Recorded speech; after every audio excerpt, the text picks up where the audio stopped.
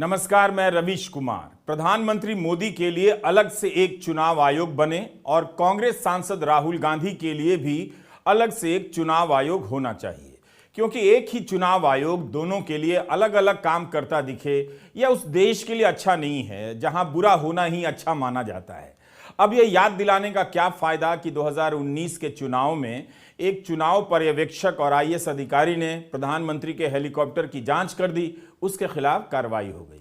इसलिए मेरा कहना है कि जब तक आप दोनों के लिए अलग अलग चुनाव आयोग नहीं बना लेते, तब तक इस चुनाव आयोग को प्रधानमंत्री मोदी और राहुल गांधी के लिए अलग अलग शब्दों और मुहावरों और हो सके तो गालियों की भी सूची जारी कर देनी चाहिए और साफ साफ बता देना चाहिए कि प्रधानमंत्री जी, आप राहुल गांधी के लिए ये सब इस्तेमाल कर सकते हैं और अपने मन का भी इस्तेमाल कर सकते हैं, लेकिन राहुल गांधी जी, आप प्रधानमंत्री के लिए यही सब इस्तेमाल नहीं कर सकते और मन का भी नहीं कर सकते। अगर उन्हें रोटी खाने के लिए कहा गया है तो आप राहुल गांधी रोटी नहीं खा सकते हैं। राहुल के बोलते ही कोर्ट जाना, आयोग चले जाना, यह सब करने से अच्छा है कि मोदी सरकार को एक कानून लाना चाहिए कि राहुल को बोलने की इजाजत नहीं है। तब तक राहुल गांधी को भी कुछ नया करना चाहिए। अपने मंच को साइलेंस जोन घोषित कर देना चाहिए। रैली ग्राउंड के बाहर स्टॉप का ट्रैफिक साइन लगा देना चाहिए और बोलने के बजाय राहुल गांधी को स्माइली का इस्तेमाल करना चाहिए। मंच पर जाते ही वोट मांगने के लिए हाथ छाप वाली स्माइली का इस्तेमाल करें। इसके बाद चुप कराने या बोलने पर पाबंदी या बोलने पर खतरे की बात कहने के लिए राहुल गांधी इन स्माइली का भी प्रयोग करें। इस वाली का खासकर जिसमें होठों पर पतलून की जिप लगा दी गई है।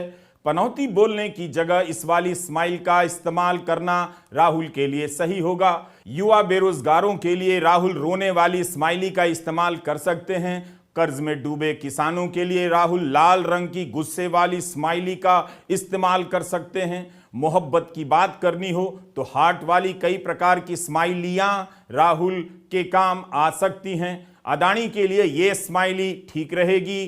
काला चश्मा उद्योगपति को ज्यादा स्मार्ट बनाता है, मतलब भले कुछ और निकल आता है। राहुल गांधी को चक्कर और घन चक्कर वाली स्माइली का इस्तेमाल तब करना चाहिए जब जब उन्हें कहना हो कि पुरानी पेंशन लागू नहीं करते, क्यों नहीं लागू करते, जनता का ध्यान भटकाते रहते हैं। और जब बोलता हूं तो बोलने पर पहरा लगा देते हैं। यह कहने के बजाय राहुल इन स्माइली का प्रयोग करें। देश का लोकतंत्र खतरे में है और ज़ॉम्बी तंत्र बन गया है, इसे कहने के लिए इन सब स्माइली का इस्तेमाल कीजिए। प्रधानमंत्री को गले लगाना हो तो ये वाली स्माइली ठीक रहेगी और भाषण समाप्त होने पर नमस्ते वाली स्माइली का इस्तेमाल राहुल गांधी कभी ना भूलें। ऐसा करने से राहुल गांधी को कारण बताओ नोटिस जारी करना मुश्किल हो जाएगा, जो जारी हुआ है। इसलिए हमने राहुल गांधी को सुझाव दिया है कि वे स्माइली में भाषण दें। कैसा रहेगा, राहुल गांधी भी बताएं। जब किसी के बोलने पर इतना पहरा हो तो उसे स्माइली का ही सहारा लेना चाहिए। अगर इसी तरह से राहुल के बोलने पर कानून का सहारा लिया जाता रहेगा तो मेरी राय में राहुल गांधी को स्माइली के शरण में चले जाना चाहिए। स्माइली ही लोकतंत्र की आखिरी बची हुई भाषा है। अब अगर राहुल गांधी का फोन ईडी जब्त कर लेगी तब वे स्माइली का इस्तेमाल कैसे करेंगे, इसका जवाब मेरे पास नहीं है।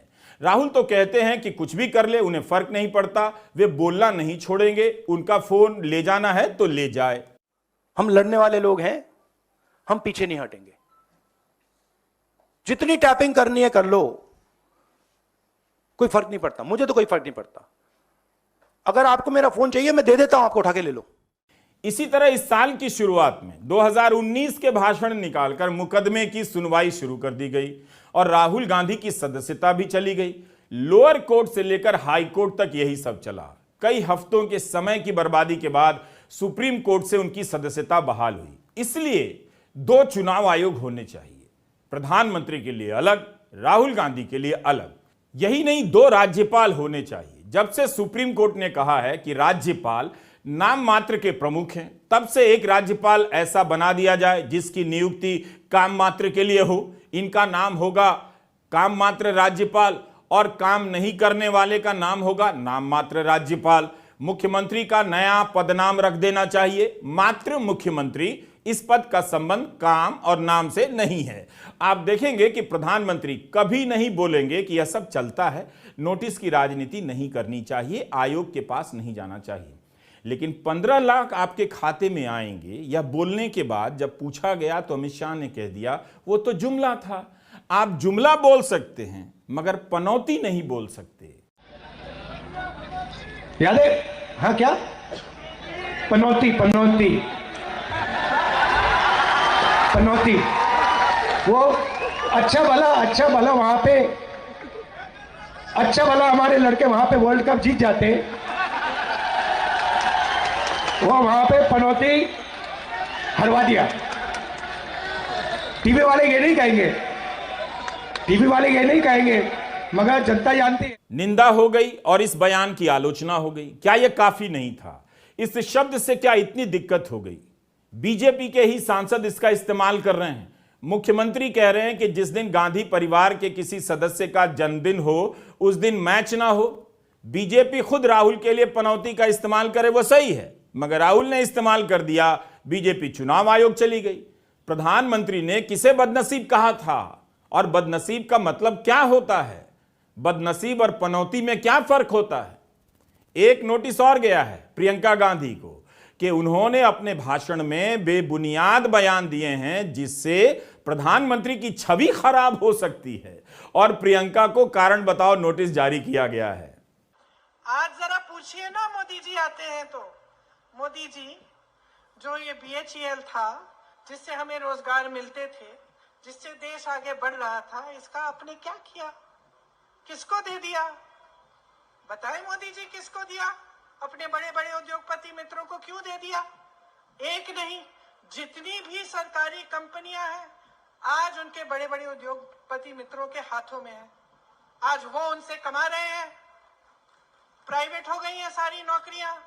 सरकारी नौकरियां में जो पेंशन मिलता था वो भी नया पेंशन हो गया है। लोग घबराते हैं कि 20 साल के बाद नौकरी करने के बाद हमारे पैसे कहां डाले जा रहे हैं, हमें खुद नहीं मालूम।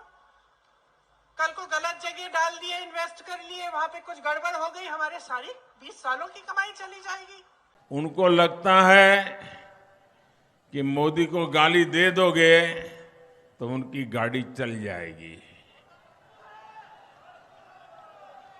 लेकिन उनको पता नहीं है ये पार्टी ऐसी है जिसे कार्यकर्ताओं ने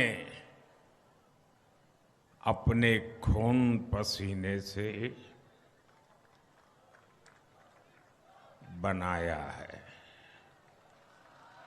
ये पार्टी ऐसी है जिसमें 4 पीढ़ियां खप गई है और एक ही सपना लेकर के, भारत माता की जय।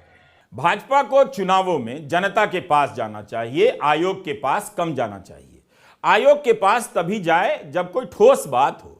23 नवंबर को ट्विटर पर बीजेपी के नेताओं ने घोर सांप्रदायिक तस्वीरें ट्वीट की हैं। क्या कोई कार्रवाई हुई या होगी भी? यह तस्वीर गौरव भाटिया ने ट्वीट की है जो बीजेपी के प्रवक्ता हैं। सिलाई मशीन पर खून बह रहा है। इसी घटना से जुड़ी एक और ट्वीट में तो साफ साफ दिखाया गया है बीजेपी क्या कहना चाहती है। क्या ऐसे ट्वीट पर कोई कार्रवाई नहीं होनी चाहिए? इन खबरों को लिखते और बोलते समय अक्सर लगता है कि बचा क्या है। ऐसा क्यों लगता है कि बहुत कम बचा है? अखबारों को पलट कर देखिए तो कितना दम लगाया जा रहा है यह बताने में कि कितना कुछ हो रहा है, लेकिन उसी खबर के नीचे दूसरी खबर से दम निकल जाता है और लगता है कि कुछ भी नहीं हो रहा, जो कुछ था वो खत्म हो रहा है। जैसे इस खबर पर नजर गई कि गृहमंत्री अमित शाह ने जून के महीने में एक कमेटी बनाई थी जिसका काम था मणिपुर में सभी से बात कर शांति बहाल करना, मगर इस कमेटी ने कोई काम ही नहीं किया, जनता को बुलाया ही नहीं और लगता है अमित शाह भी भूल गए। जाहिर है हमें लगेगा कि क्या देश है, किसी को किसी बात से फर्क नहीं पड़ता, तब भी नहीं जब मणिपुर पर प्रधानमंत्री 3-3 घंटे बैठ के किया करते थे। ऐसा अमित शाह नहीं बताया। इतना काम भी क्यों करना कि काम ही ना हो, लेकिन इतने जोर से क्यों कहना कि आपके घर ईडी की टीम आ जाए? मैं आपके लिए कह रहा हूं।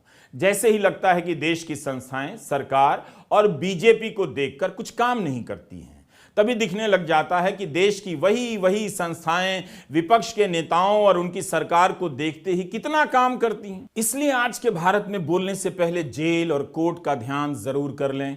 आपको जेल की तस्वीर दिखेगी, कोर्ट की धुंधली नजर आएगी, 3-3 साल जेल में रहने होंगे और जमानत की सुनवाई नहीं होगी। इतना सोच लेने से आपका बोलना बदल जाएगा, बंद हो जाएगा और बोलने से समय बच जाएगा। इन सब बातों से किसी को लग सकता है कि अब कुछ भी नहीं बचेगा, न बचाया जा सकता है।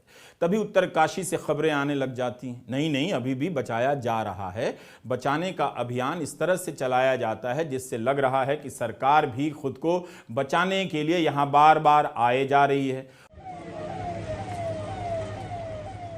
उत्तरकाशी में टनल के बाहर कब किस मंत्री का काफिला आ जाए, पत्रकारों को हर समय अलर्ट रहना पड़ता है, क्योंकि इनके आने से ही उन्हें लगता है कि अब 41 मजदूरों के बाहर निकालने की घोषणा होने वाली है। तब तक खबर आ जाती है कि काम किसी वजह से रुक गया है।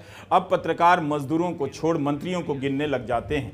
एक पत्रकार ने बताया कि यहां अभी तक उत्तराखंड के मुख्यमंत्री 3 बार आ गए, केंद्रीय मंत्री वीके सिंह 2 बार, केंद्रीय परिवहन मंत्री नितिन गडकरी 1 बार, 3 बार प्रदेश के शहरी